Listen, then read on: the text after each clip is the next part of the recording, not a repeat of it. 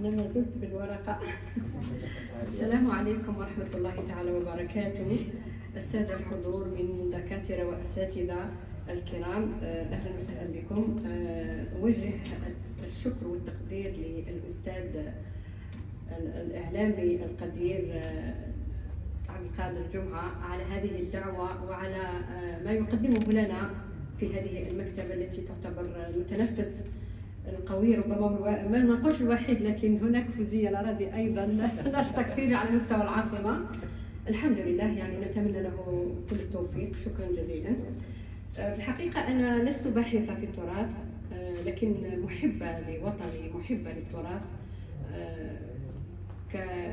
كأديبة وكصحفية كتبت كثير على التراث الجزائري، خاصة منذ 2017 عندما تعرض التراث للسرقة، فقلت هذا واجبنا نحن، لابد لنا أن على الأقل ندون هذا الجمال الذي ورثناه عن أجدادنا، الذي هو الهوية يعني للوطن.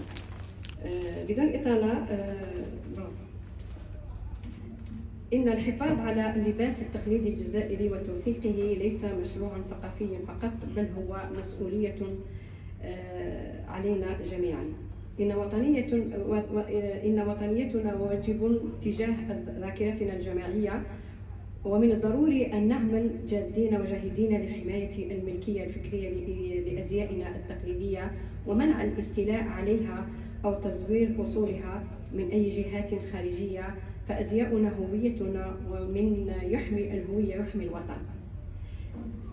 إن المخاطرة ليست مغامرة عشوائية، بل هي خطوة محسوبة تفرضنا الحاجة إلى التقدم وحفظ الهوية. وعندما نتحدث عن توثيق تراثنا الجزائري، فإن المخاطرة تكمن في مواجهة النسيان والتشويه والسرقة الثقافية، ولذلك يصبح التوثيق مسؤولية جماعية ملحة، وبالتالي المسؤولية على عاتق الجميع، وخاصة نحن الأدباء والصحفيين والباحثين.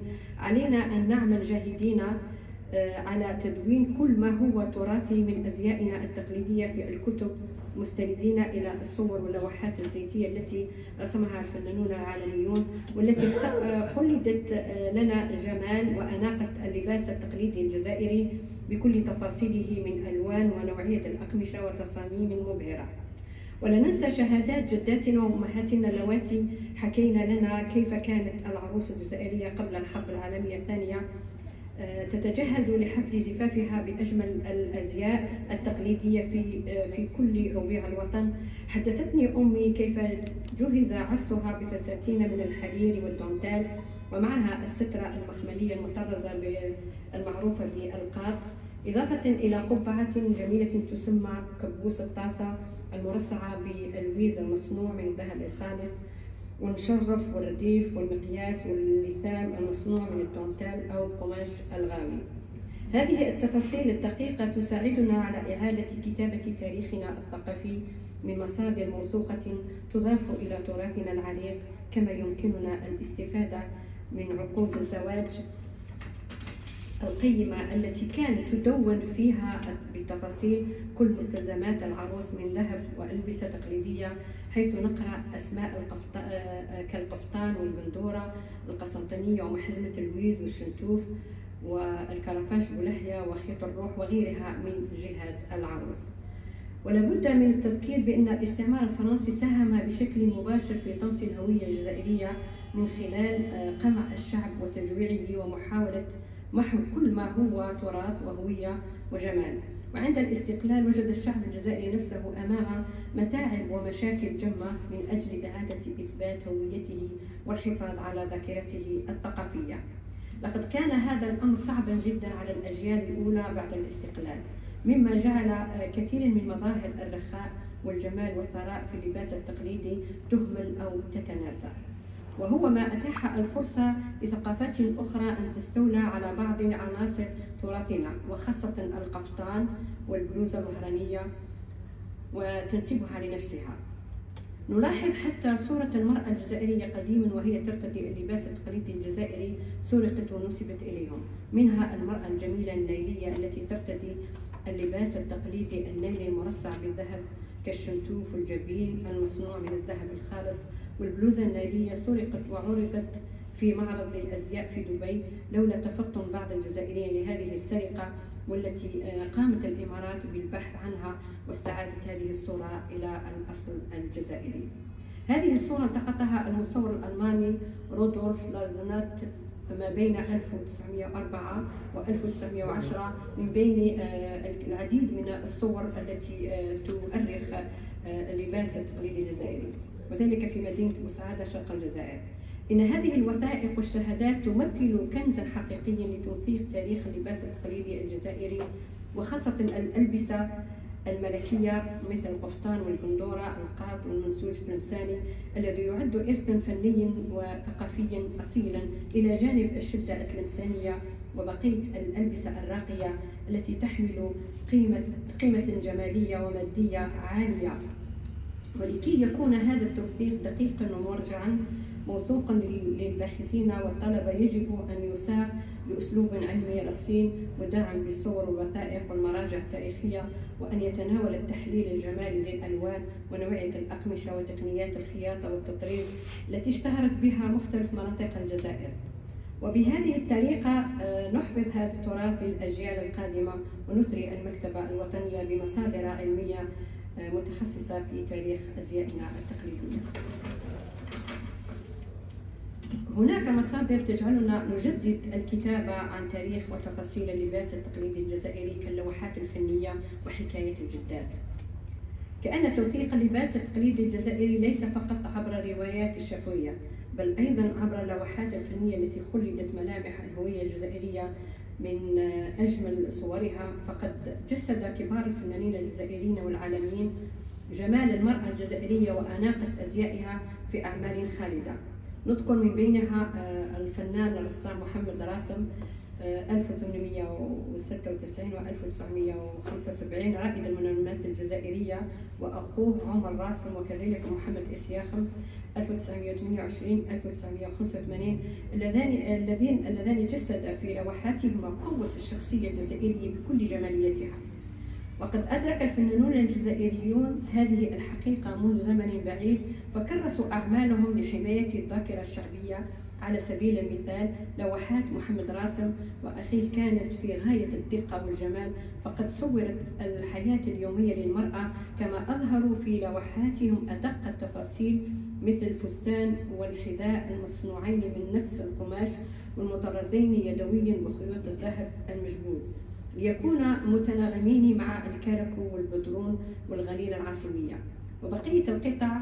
وهنا تبرز قيمة هذه الأعمال الفنية كوثائق بصرية أصيلة تحكس بدقة جماليات أزيائنا التقليدية وتعيد الحياة إليها للأجيال القادمة. إن الاستشهاد بهذه الأعمال الفنية في أبحاثنا وكتبنا يعد مخاطرة واعية، لأننا نعتمد على الفن كمرجع تاريخي يوازي الوثيقة المكتوبة، ونضعه في مواجهة محاولات الطمس والتزوير الثقافي. وبهذا نثبت للعالم أن لباسنا التقليدي ليس مجرد زي عابر، بل هو جزء من هوية متجذرة يجب أن نحميها ونخلدها. كما لا يمكن أن نغفل أعمال الفنان الفرنسي إتيان ديني 1861 1929 الذي اعتنق الإسلام وأصبح اسمه نصر الدين ديني، وعاش في مدينة بوسعادة، حيث أبدع في رسم الحياة اليومية للجزائريين من مشاهد الأسواق إلى الأعراس واللباس الليلي والبرنوس التقليدي والحلي الفضية المميزة للمنطقة.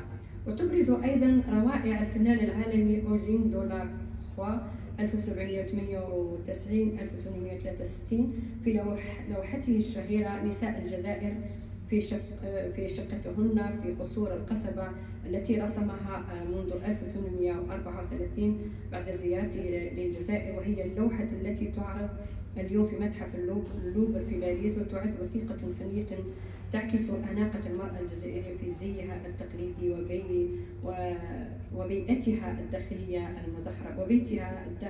المزخرفة. كما رسم أوجين فرومونتان 1820-1876 مشاهد الحياة الجزائرية بكل تفاصيلها في لوحات تنبض بالحركة والألوان لتوثق الجغرافيا الإنسانية للجزائر في القرن التاسع عشر. هذه اللوحات ليست مجرد مشاهد جمالية، بل هي ذاكرة بصرية تحفظ التاريخ الاجتماعي الجزائري وتكشف ذوق المرأة الجزائرية وأناقتها في القصور الموسعة بالزليج والرخام وسط الزرابي التقليدية والأواني النحاسية وصواني القهوة التي كانت تحكي عن فن الضيافة. من هنا فإنني أوجه ندائي إلى كل الباحثين والدارسين في مجال التراث وخاصة في مجال توثيق اللباس التقليدي الجزائري ألا يكتفوا بالاعتماد على الكتب والمراجع المكتوبة فقط، بل أن يلجؤوا إلى هذه الأعمال الفنية ويستخرجوا منها أدق التفاصيل عن الألوان والأقمشة الحلي والزخارف. بهذه اللوحات تعد أرشيفا بصريا حيا وإضافة قوية للمراجع الأكاديمية والكتب التي تسعى إلى حفظ هذا الإرث ونقله للأجيال. شكرا لكم، وأعلن أنني سأطبع كتابي إن شاء الله حول اللباس التقليدي الجزائري، وهو عبارة على مقالات كتبتها ونشرت في العديد من الجرائد الجزائرية، وأيضا نشرت في مجلة أيامنا بمصر، وكان لي شرف أنهم وضعوا صورتي بالملاية في الغلاف. شكرا جزيلا، أتمنى أنني وفقت ولو قليلا. نبقاو في المعرض إن شاء الله يصدر لي. إن شاء الله.